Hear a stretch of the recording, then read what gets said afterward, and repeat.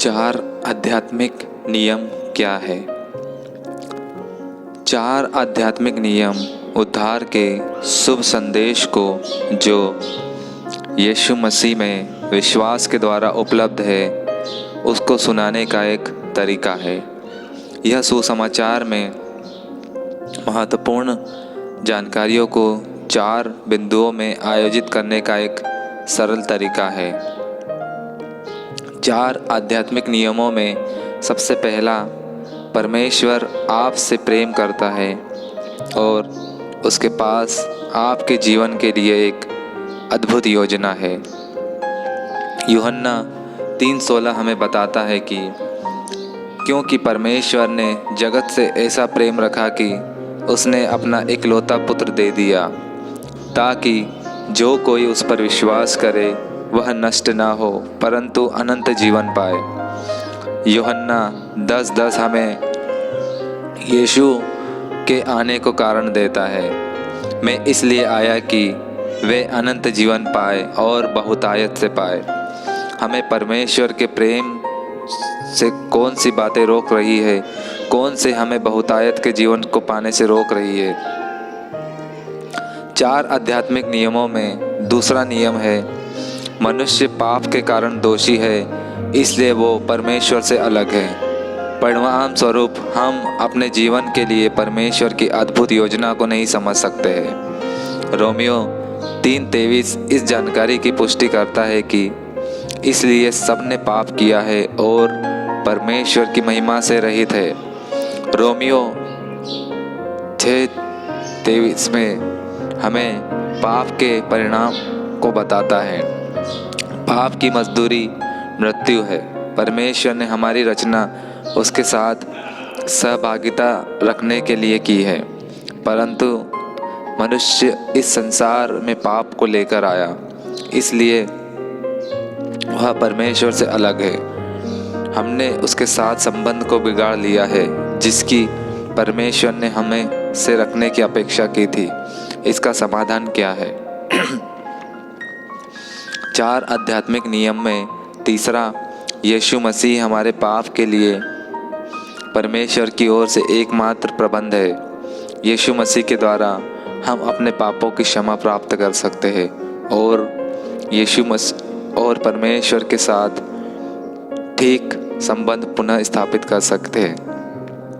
Romeo 5:8 हमें बताता है कि परंतु परमेश्वर अपने प्रेम की भलाई इस रीति से प्रकट करता है कि जब हम पापी ही थे तभी मसीह हमारे लिए मरा।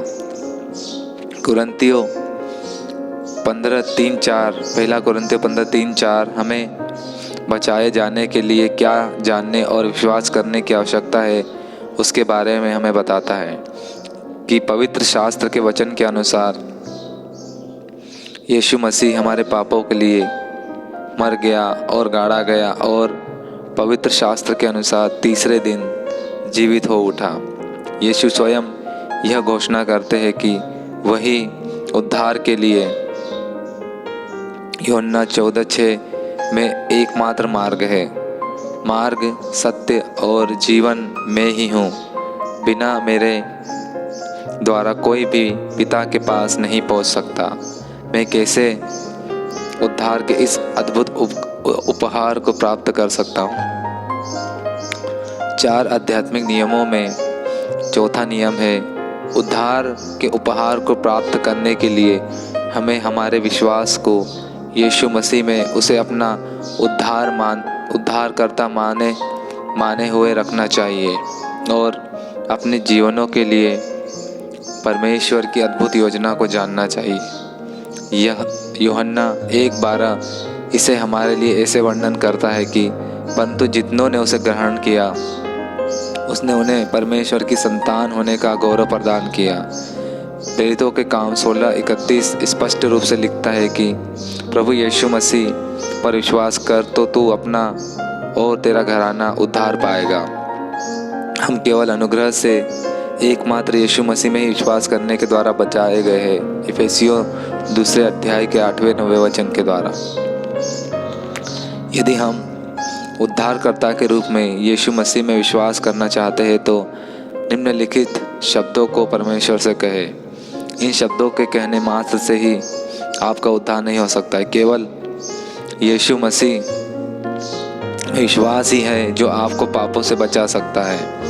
यह प्रार्थना उसमें अपने विश्वास को व्यक्त करने और उद्धार का प्रबंध करने के लिए धन्यवाद देने का एकमात्र तरीका है। हे परमेश्वर, मैं जानता हूँ कि मैंने आपके विरुद्ध पाप किया है।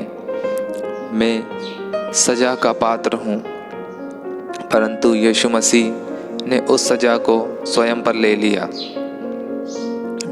जिसके योग्य मैं था, ताकि उसमें विश्वास करने के द्वारा मैं क्षमा किया जा सकूं। मैं उद्धार के लिए अपने विश्वास को रखता हूँ। आपके अद्भुत अनुग्रह तथा क्षमा जो अनंत जीवन का उपहार है, उसके लिए मैं आपका धन्यवाद करता हूँ। आमीन।